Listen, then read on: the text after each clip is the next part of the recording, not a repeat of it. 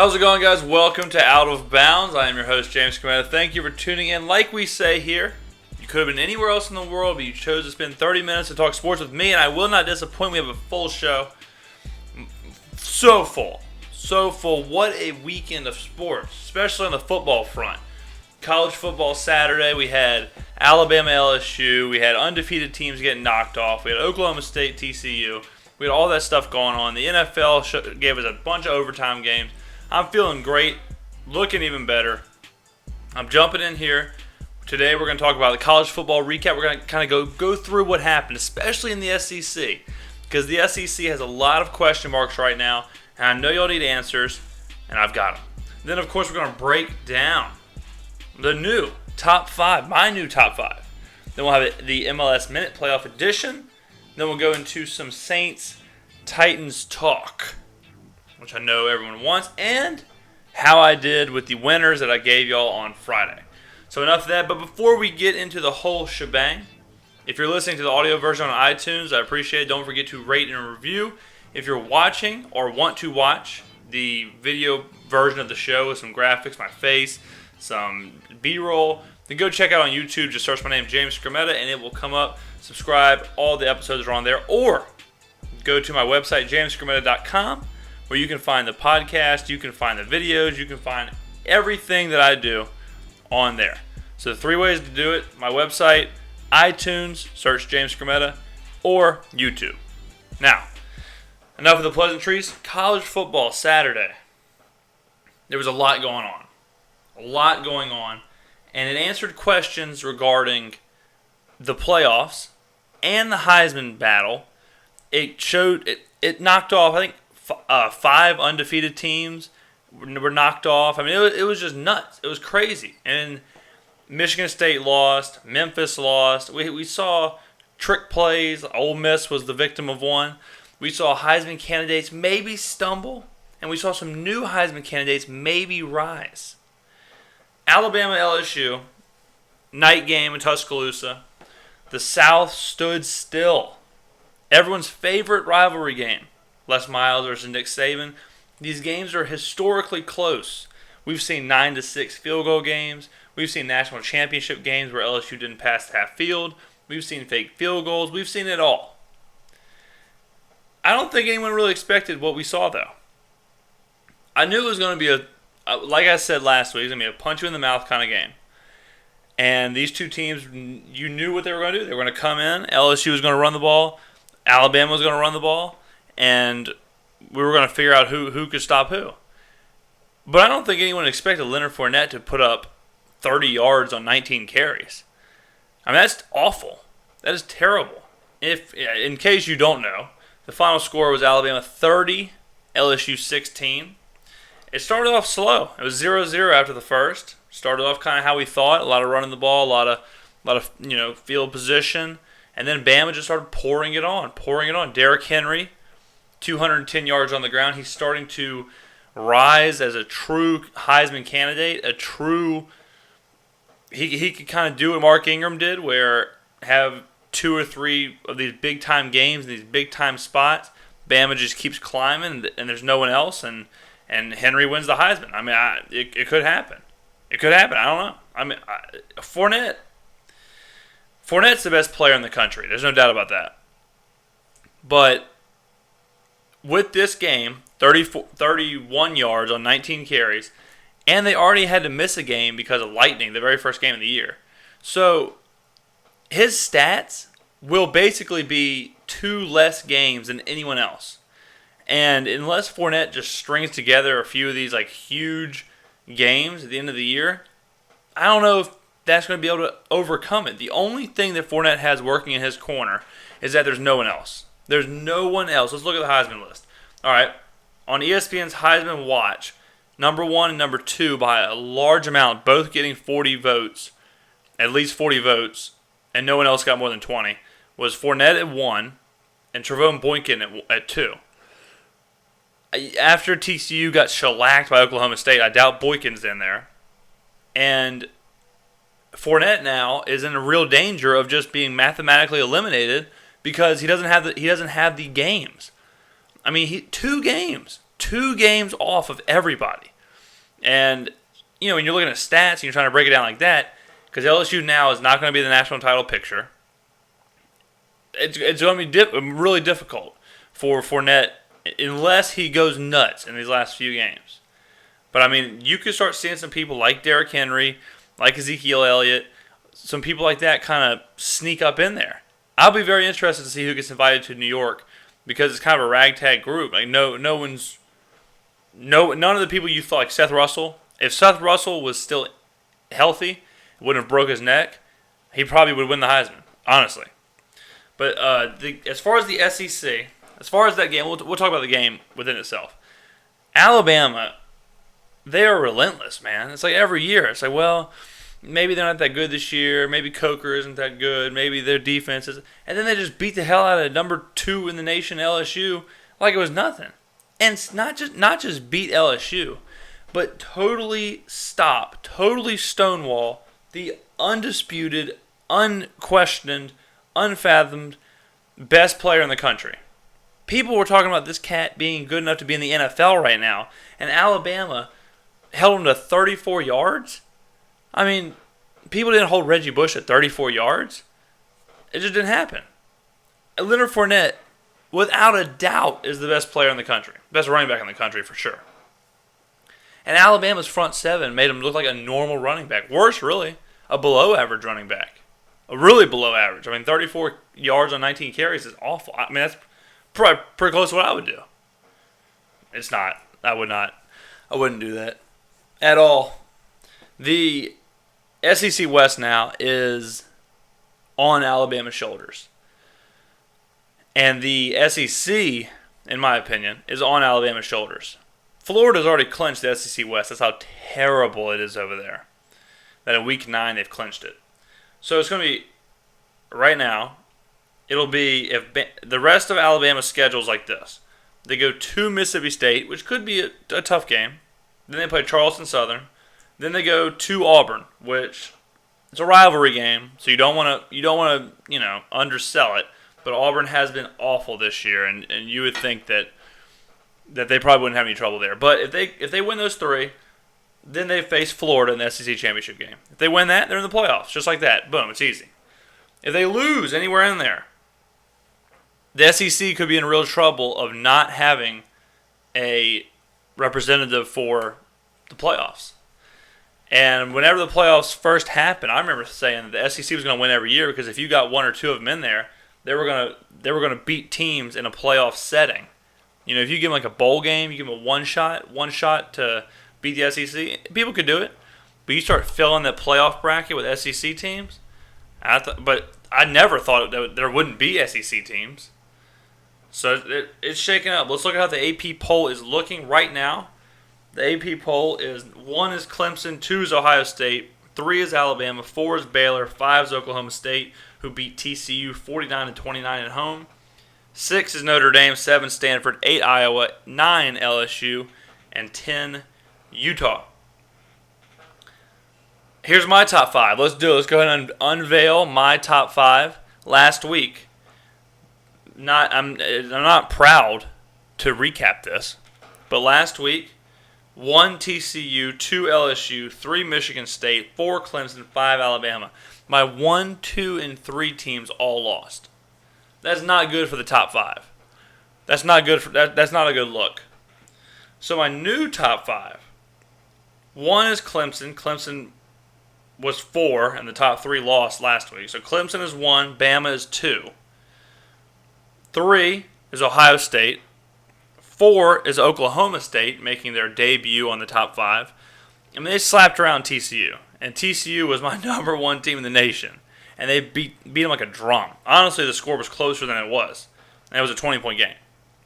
And 5, had a hard time finding number 5. Because I want to fill my top 5. I want my top 5 to be representative of what I think the playoffs would be, right? The 4 playoff teams and the honorable mention team. So I don't want to put like Baylor in there because I don't think Baylor can win the national title with their backup quarterback.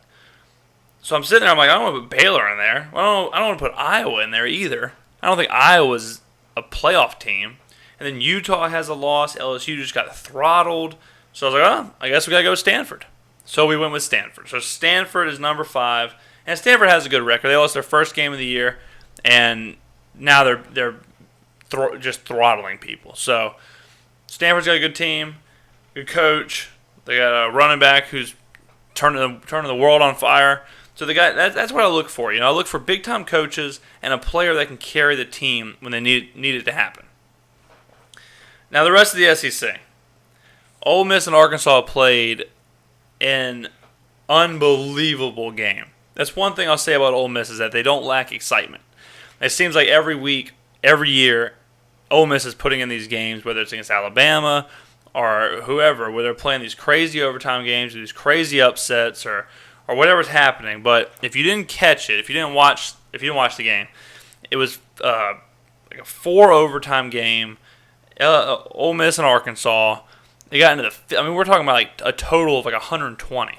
These two teams couldn't stop scoring. That's not something that Arkansas is known for. But Arkansas was down to pretty much its last rights. 4th and 25. And they throw this kind of a hook and ladder looking thing to a tight end on the right side of the field. And he's gone out of bounds. And he just, like Wilt Chamberlain, hook shots it into the middle of the field. A lineman goes up to catch it. The lineman kind of bats it down. A running back picks it up, runs 25 yards for the first down, gets down to about the 10, and sets up an Arkansas touchdown, and then set up an Arkansas 2-point conversion because they went for the win, and Arkansas got the 2-point conversion and won, beat Ole Miss. So it was nuts. It was absolutely madness. But it kind of unraveled the SEC West because Ole Miss was in the driver's seat of they could win out possibly and be a 2-loss SEC champion. If they beat everybody, they'd only have one SEC loss. They'd have beaten Bama, who would be they'd be in a tie with, and they'd go. And then we were talking about Memphis and how, my mic stand almost just broke here. And then we were talking about Memphis because Memphis is undefeated. They lose. So people were dropping left and right. It was crazy town. All right, before the MLS Minute, we're going to go ahead and talk about how I did. We're going to talk about how I did with the winners that I gave you crazy guys on Friday. NCAA, we are in a groove. We are feeling ourselves right now. We got the Midas touch. We can't miss. We're like Drake right now. We went 3-0 this week. Vandy, Florida under 35. Mississippi State -8 against Missouri. Check City. Kentucky, Georgia under 58. Check City. We've got it figured out. We've had 2 losing weeks all season. We're 22-10 in college. That is real nice. Real nice. Plus 12 games. Lovely. And it's just because we're betting on SEC teams that are inept at playing. There are some awful teams this year, and we're exploiting them. We exploited Kansas for a while. We exploited Texas for a while. Now we're exploiting Missouri and Vanderbilt every week. Like, it's the easiest thing ever. The SEC just plays a bunch of 23-6 games. It's miserable. You know what Vanderbilt, Florida was? It was 9-6. 9-6. What was Kentucky, Georgia? Under 58? I don't know if they got to 38. These teams can't score. These teams can't do anything. They are not good football teams at all. I guarantee you, next week on the college football part of this, I promise you, Missouri's going to be in there if they play a football game. Vanderbilt will be in there. Like, all these teams will be in there. It's just how we're doing it. Now, the NFL is a different story. I'm not going to sit here and lie to y'all because, y'all stick around and y'all listen twice a week. So I can be honest with you guys. We're friends. We're chums. I'm shook. I'm absolutely shaking in my boots every single Sunday when I have to look at the NFL lines. I can't get anything right. I'm getting mollywopped out here. I'm just walking into a bloodbath every single Sunday. It's awful. My Sundays have been ruined. They've been hijacked. I wake up hungover. I don't know what to do. I'm trying to find coffee. I'm trying to find a Bloody Mary. And I'm also trying to bet on these games. And then I just sit there for 6 hours, and I'm just miserable. I'm just sitting there, and I'm just like, oh, nope, didn't cover. Oh, didn't cover. At the time that we're doing this show, I am 0-3 in the NFL, And Dallas and Philly are playing right now. And, if I lose that one, we're going to be 0-4 going into Monday night. So it's not pretty right now. We lost Pittsburgh -4.5 against Oakland, and that was a heartbreaker. We lost Tennessee and New Orleans, the under 48. Now, when I said the under, Mettenberger was the starter. So there's kind of an asterisk. It's kind of like, well, I didn't really say the under if Mariota was in, but I have to be held accountable. So that's a loss. Then, the game that everyone saw coming, Frisco rolls up and just beats Atlanta straight up. 17-16. We took Atlanta -7. If you would have told me Thursday that I could get Atlanta -7, I'm money. I'm in. Sure, let's do it. Yeah, love it. I take them at -10. And they lose. They don't just not cover. They straight up lose to Blaine bleepin' Gabbert. Blaine Gabbert smacked around an Atlanta Falcons team that at one point was undefeated, and people were throwing them around with, oh, maybe they can beat Green Bay. Oh, maybe they can beat Seattle. Maybe they can get to the Super Bowl. They're not getting to the Super Bowl. They can't beat Blaine Gabbert. If you can't beat Blaine Gabbert, you can't beat nobody. Nobody. I mean, I was stunned. I watched the entire game. And I mean, we don't do a whole lot of Falcons talk on here, but how about the call from Dan Quinn? So here's the situation, right? They're down 4. Okay? Down 4. 17-13. They're on the 2-yard line. It's 4th down. Atlanta has the ball. They're on the other 2-yard line. So they're at the end zone. There's about 3 minutes left. Down by 4. So you got to go for it, right? Worst case scenario is Frisco gets the ball on their own 2 with Blaine Gabbert, and you can still hopefully maybe get a safety, maybe back them up and make them punt out of their own end zone, whatever. This cat kicks a field goal. He kicks a field goal to be down by 1, and then Frisco gets the ball and just runs it out. It was the most unbelievable thing I've ever seen in my entire life. I couldn't get over it. I mean, that's a move. It's like, well, maybe you shouldn't be a head coach. So, yeah, we're not doing well. We are not doing well in the NFL. Last week, I think we went 1-4. Let me see. Last week, we went 1-4 last week. Not pretty. 1, 2, 3, 4, 5. If this week goes accordingly, then we'll have 1, 2, 3, 4 out of the last 5 will be losing weeks. So we are absolutely shaking as far as the NFL goes. It's not good at all. But what is good is the MLS Minute. So let's go ahead and get into it playoff style. We just had a game go final. The playoffs are shaping up. This is the second leg of the second round. So the winners of these games will go to the Eastern Conference Championship and the Western Conference Championship. So let's go ahead and break this thing down. The first game we saw, play my music please. I don't know why I got to tell you this every week. First game, New York Red Bulls, the Supporters Shield champions, 1-0 over DC United. No surprise really. Everyone knew that the regular season champs would advance. The game was incredibly defensive. Really, the whole series has been incredibly defensive. DC United has only had 2 shots on target the entire 2 legs. So not very fun. This one I thought was going to go scoreless until Bradley Wright Phillips netted one in the 90th minute to put the Red Bulls up 1-0 and send them to the Eastern Conference Finals. Who would they play, though, is the question. Well, Montreal walked into Columbus with an advantage of 2-1, but Columbus, in an incredible overtime thriller, shocked the world. 90 minutes was not enough to figure out who would advance to battle the Red Bulls. Who else but Kai Kamara to send the crew through?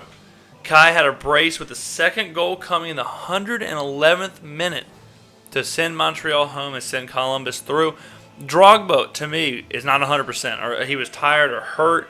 He was cramping early, and he never got in the groove, and Montreal was on the ropes all game. You could just see it coming. You just knew that the longer they played, the more Columbus was going to attack. And attack they did. They had about 8 attacking players out there. They did not have a lot of defense out there at all because they knew Montreal was weak. They knew Drogba was not moving well.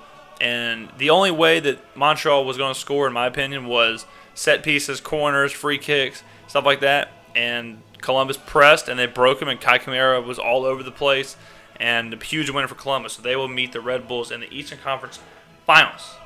Now, just before we went to do the show, the FC Dallas beat Seattle and moved on to the next round. So FC Dallas punched their ticket. They are moving on. They won in penalty kicks. Crazy, crazy, crazy game. I was watching the game. It was scoreless. All of a sudden, in the 84th minute, we had a goal from Tesho Akindele, right, for FC Dallas. Then Chad Marshall scores in the 90th minute for Seattle, and it was all good. Like if that stays like that, then it's over. Seattle advances. But then in the 90th minute, just after Marshall scores, Walker Zimmerman scores and sends the game into extras because it was 2-1, so the aggregate was tied. They go to extras. Nothing happened in extras. They go to a penalty shootout. FC Dallas wins 4-2, so FC Dallas is going to the Western Conference Championship. Kind of a surprise to me. I thought Seattle was going to win that one hands down. And now we wait right now, as we speak. It's kicking off between Vancouver and Portland up in Vancouver. So the game hasn't even started yet. It'll probably be starting in about 10 minutes. So it did not make showtime, but the winner of that will face FC Dallas. So we have 3 of the 4 playoff teams left. Either Columbus, the Red Bulls, FC Dallas, or Vancouver or Portland will be holding the MLS Cup at the end of the year. Finally, final thing we're going to talk about, the Saints. Oh, man. You know, it's just not easy being a Saints fan. And it's not easy watching these damn games. I mean, they are killing people. My timeline is just the saddest, most depressed place on earth every single week because the Saints just can't stop being bad. And it's not Breeze. It's not the offense. It's nothing like that. It's just Rob Ryan's abomination of a defense. Let me just read you some scores here. This is how many points they've given up in every game this year. 31 points, 26 points, 27 points, 20 points, 39 points, 21 points, 21 points, 49 points, 34 points. That's how many points they've given up every game. That's every single game. They have not held a team under 20 points all year. Look. Rob Ryan has lived off of his name for long enough. The whole Ryan thing of, he's a Ryan, so he's a defensive guru. He's like Rex. And he's like his dad. No, he's not. All right? No, he's not. I don't know if y'all noticed, but we have the worst defense ever, and this cat is getting roasted. Boom, roasted every single week. Tennessee, Marcus Mariota went into New Orleans and ran shop. He was banged up. They didn't even know if he was going to play. And Rob puts together a defensive game plan that lets Mariota not only take them to overtime, but throw 4 touchdown passes, no interceptions, and beat you in overtime. It's a disgrace that this cat has a job. It's a disgrace he's catching a salary. Rob Ryan has got to go. It's not even I wouldn't be mad if he was kicked to the curb tomorrow. But if he makes it to the end of the season, he damn sure shouldn't make it to next season. In my opinion, Ryan's got to go. Sean Payton's got to go. Look, man, Sean Payton lucked up, okay? He walked into New Orleans, a bad situation, and then, Katrina hit or whatever, and the team was devastated. The city was devastated. The whole south part of the country was devastated, and they needed something. In walks Drew Brees. They took a chance on Drew. He comes in, and Sean Payton rode that magic that Drew Brees brought with him, okay? If you talk about the Saints Super Bowl, the only person you should be talking about is Drew Brees. That man's just made of magic. I don't know. His career was over for all intents and purposes. Miami said they didn't want him. New Orleans grabbed him, fine. And then he turned the entire culture around. And I think that we're looking at a situation where Sean Payton is just... He ain't got it. If Drew Brees wasn't on the Saints, it'd be an 0-16 team. They would not be where they are now. No way Sean Payton's coaching this team to where they are. Like, Drew Brees is doing this. He threw for 7 touchdowns and almost lost because Rob Ryan gave up 49 points. We're at the end of the road with Brees and all that stuff, like we've said plenty of times on this show. It is time for Rob Ryan to hit the bricks. Sean Payton hit the bricks. But the whole question is, like, who's going to replace Sean Payton, right? First person that comes to my head is Brian Kelly. I think Brian Kelly is an incredible coach, head coach of Notre Dame. I love him as a coach. I think he's one of the best. And he's said some things that made you believe that he doesn't want to go to the NFL. His brother's Chip Kelly, and he kind of sees what Chip's going through as far as battling, bringing players in and battling the salary cap and all that stuff. Where in college, you don't. There's no salary cap. You bring in whoever you want to. You do whatever scheme you want to, and whatever works. And I don't know if Brian, but you got to think that just as a human, like, you'd want to go to that next level, So if he was available, I'd be all about him. I also don't hate Jim Mora. He's over in UCLA. I don't know if he'd leave though, because UCLA. Let's face it, guys. You get dropped into a situation like that out in California.